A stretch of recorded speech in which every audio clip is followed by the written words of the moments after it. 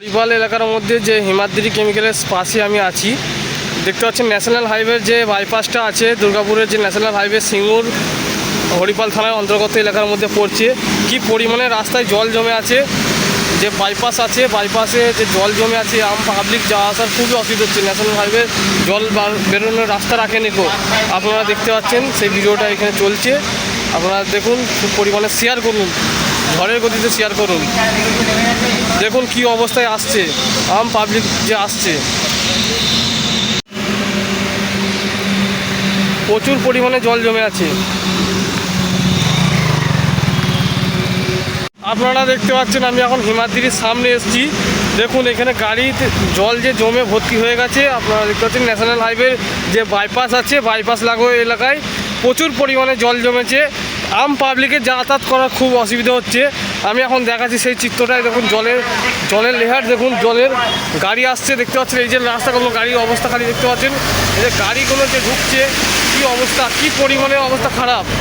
আপনারা দেখতে পাচ্ছেন NT বাংলার মধ্যে, দেখুন কি অবস্থা যাচ্ছে, পুরো পরিমাণ অবস্থা খারাপ।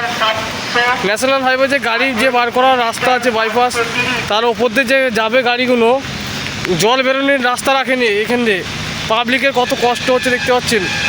কতটা অসুবিধা হচ্ছে তো আপনাদের।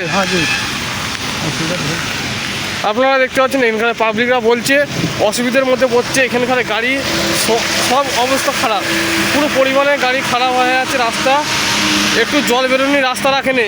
এই ন্যাশনাল হাইওয়ের যে বাইপাস আছে, দেখতে পাচ্ছেন একটি টোটো আসছে, টোটো বা বাইক আসছে। আপনারা দেখতে পাচ্ছেন কি পরিমাণে জল জমে আছে।